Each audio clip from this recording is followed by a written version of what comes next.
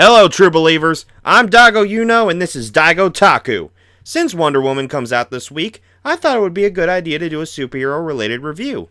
And what would be better than the feel-good hit of spring 2016, My Hero Academia? Written and illustrated by Kohei Horikoshi, with its production beginning in July 2014, the manga has grown to be quite popular, especially with those in the West. In fact, the first volume sold out immediately when the first prints came out. An interesting thing to point out is that Horikoshi has said Naruto, of all things, was a primary source of inspiration for him. And Masashi Kishimoto has even shown support of it and congratulated Horikoshi on his work finally getting adapted into an anime.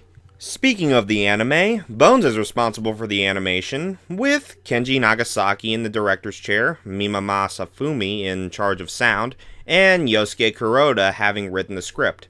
Oh, and let's not forget about Yuki Hayashi's music composition. Bones is a pretty well-known studio, but for those who want to know some notable works they have done, there is the Soul Eater in both of the Fullmetal Alchemist adaptations, Darker Than Black, and a couple of my other recent favorites, Bungo Stray Dogs and Mob Psycho 100.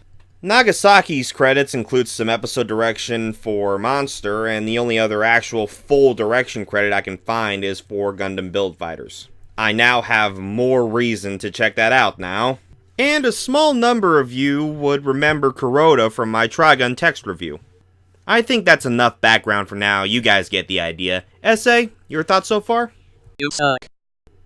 Really? After all the bullshit we had to go through to finally get back to video, that's all you have to say? You suck, no moose shot in hell. You'll have to excuse him. After that fiasco during Manga Mayhem, he's a bit pissy.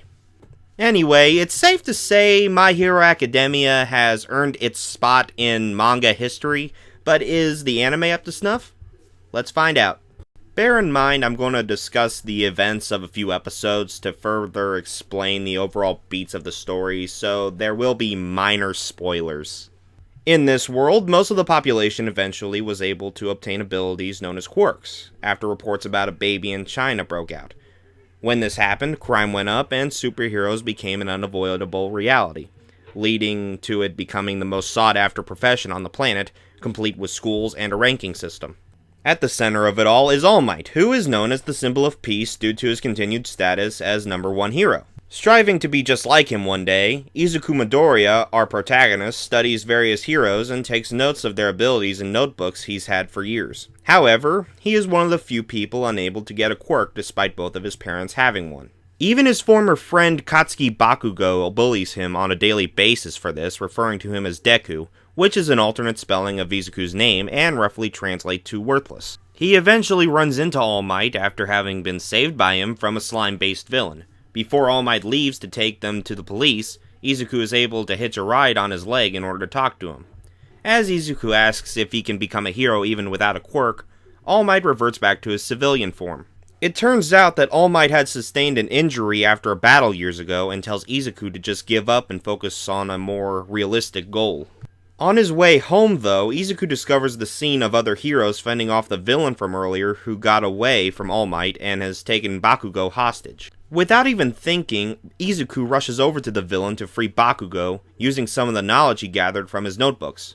All Might sees this and is able to deal with the villain with a single punch. OPM ripoff. Shut that voice box you call a mouth, you vibranium-coated cock! Anyway, as he's finally heading home and after Bakugo pretty much says, "It's not like I looked at you in terror pretty much asking you to save me, but baka," he runs off and All Might shows up.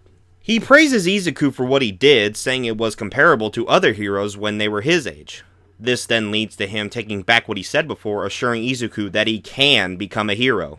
All Might then decides to train Izuku for 10 months in order for him to become worthy of his quirk one for all, as well as get him ready for the entrance exams at UA High School. And that's where I'm going to cut off. Overall, the story so far has been executed well. We have an outcast with dreams that extend far beyond what anyone in his position would normally have, a mentor who sees the error in his thinking and becomes the outcast's biggest supporter, and that gives us a great feel-good anime for the season and in general, especially considering that it has the makings to be one of the greatest shonen anime of all time.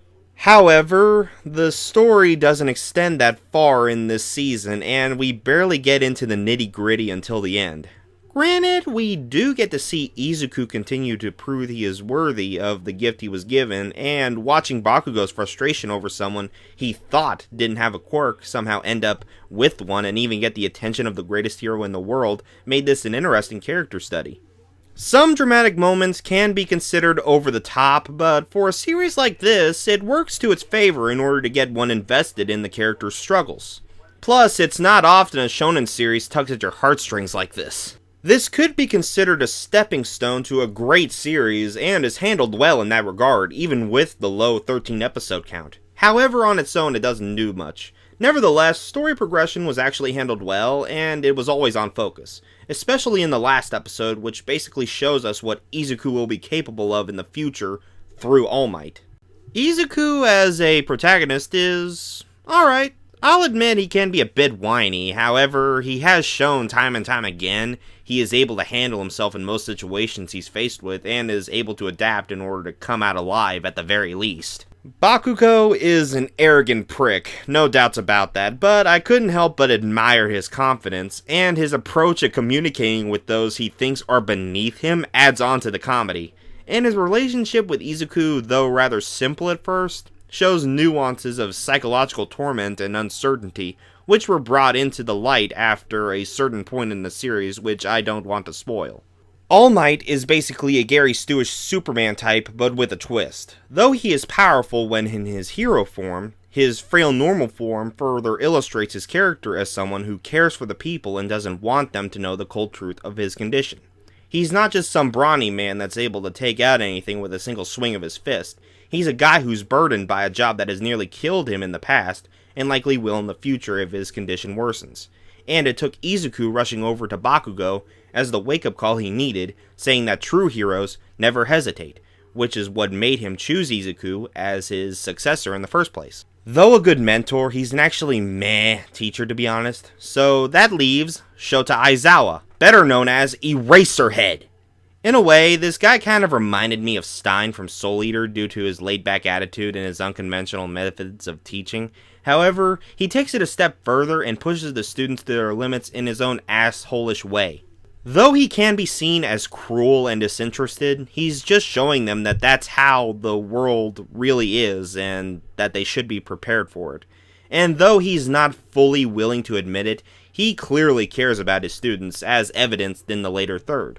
Everyone else in the school, especially Izuku's class, is actually pretty decent, and they have their own distinctions even if they are minor. I'd imagine it's similar to Assassination Classroom, where there are a lot of characters, but they are given a decent amount of screen time for you to give a shit about them near the end, which it did. Plus, the variety of tactics used with their quirks was interesting to watch.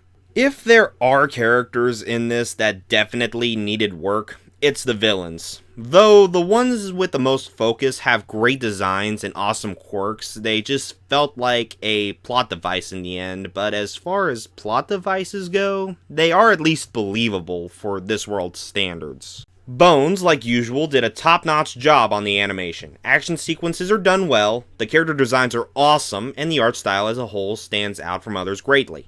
However, there are times where it felt rough around the edges, and there are a few expressions that just didn't look right, and some of the later fight scenes felt a bit choppy. It wasn't extremely bad, but I couldn't help but notice.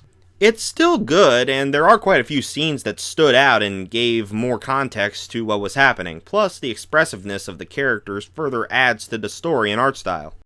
The sound design was pretty good, nothing really stuck out to me negatively, and I especially enjoyed the hell out of the opening, The Day, by Porno Graffiti. Brian, the Sun's Heroes was not the best, but I still liked it. The rest of the soundtrack was alright, and I can't see or rather hear much issues with it. The acting in this is great. Everyone's voice fit their respective characters perfectly in my opinion, and it led to amazing performances from nearly everyone. The dub, or at least what I've heard of it, is not too bad. There are a few missteps, but it's not terrible by any means. The only issue I have with it would be Kid Izuku's voice. It just doesn't sound right, and when you compare it to his teenage counterpart, it's even more jarring. There's even a certain phrase I'd like to use that sums up how I feel about it, but I'm not going to. Do it. Do it. You know you want to. Alvin!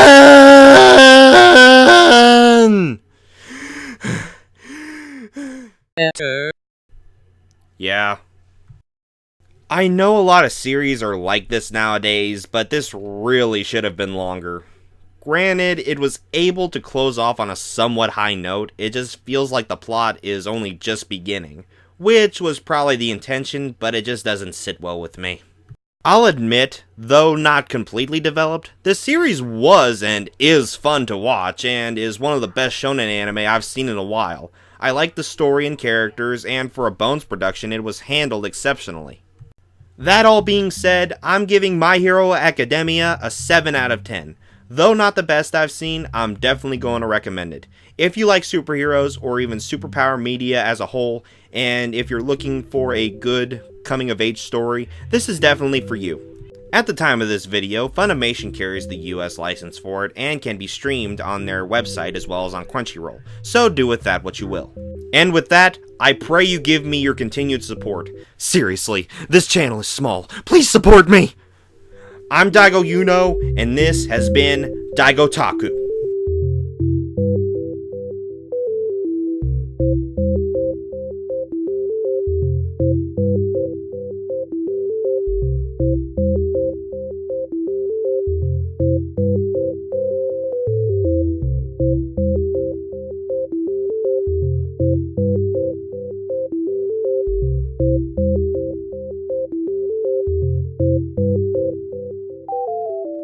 Hey, Daigo.